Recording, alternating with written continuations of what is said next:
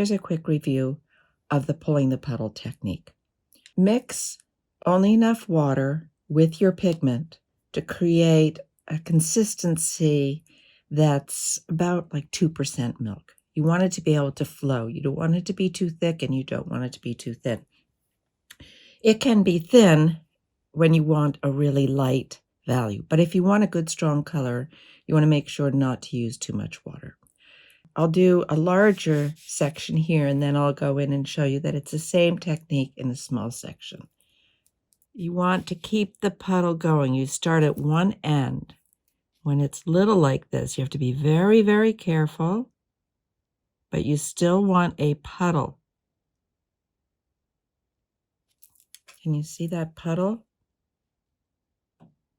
And then you keep adding to the puddle and you pull it along.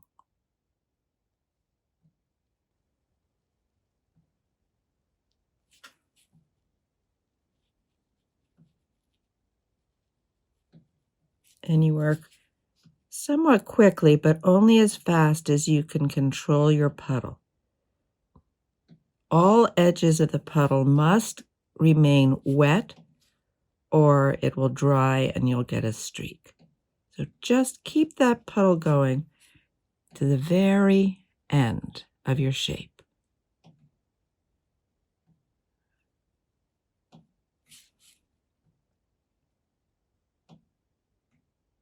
And you see this puddle still moving around? All right. Now my whole shape is painted in. So at the end, you wick up the extra. And it helps to work on a bit of a slant. So you can tip your paper. And I'm not touching the paper. I'm just touching the puddle. I dry off my brush to make it dry so that it can act more like a sponge. And I wick it up. And I like to leave just a little bit at the end so that there's some variety of the dark. Okay? Then I move on to another area because I want this to dry completely before I paint in the section next to it. So I'll do that same technique up here in a smaller area.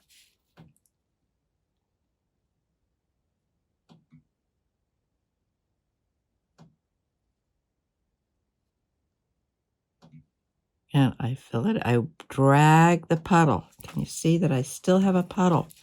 And I keep adding to the puddle. Even though I have plenty of paint there, and I tip my paper because it's just easier to work my hand in the same direction.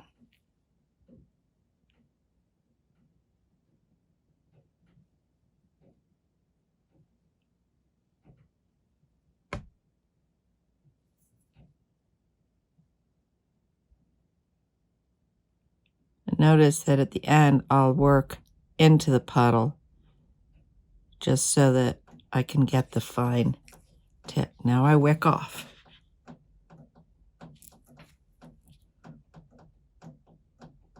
And now I'm wicking up the puddle.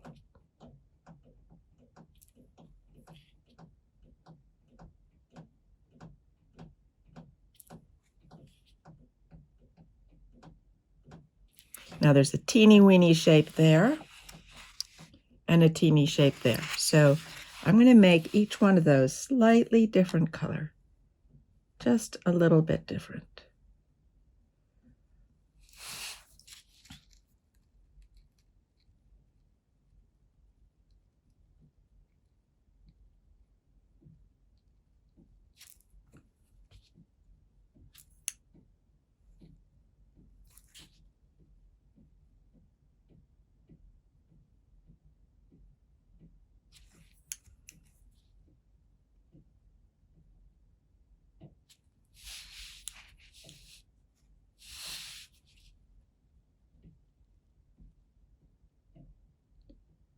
Now this is a lighter value, so I have added more water in this case to dilute it a little bit and lighten the value.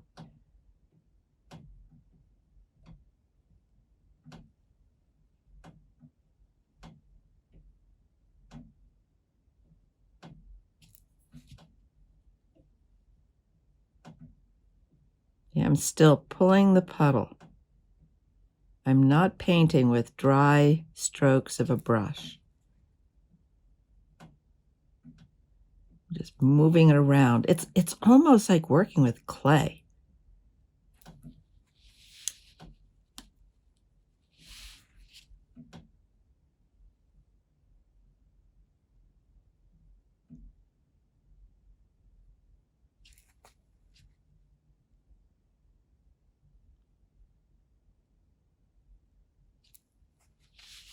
The important thing is to let each shape dry before you work in the shape next to it. Now, the same thing will be done over here. I painted that whole section in one swipe. And now I'm going to go in and paint the smaller shape. Dragging the puddle down.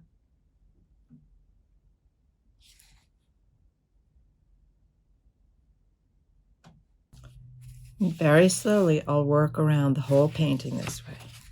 Take your time, enjoy it, mix some beautiful colors, and see what you can do.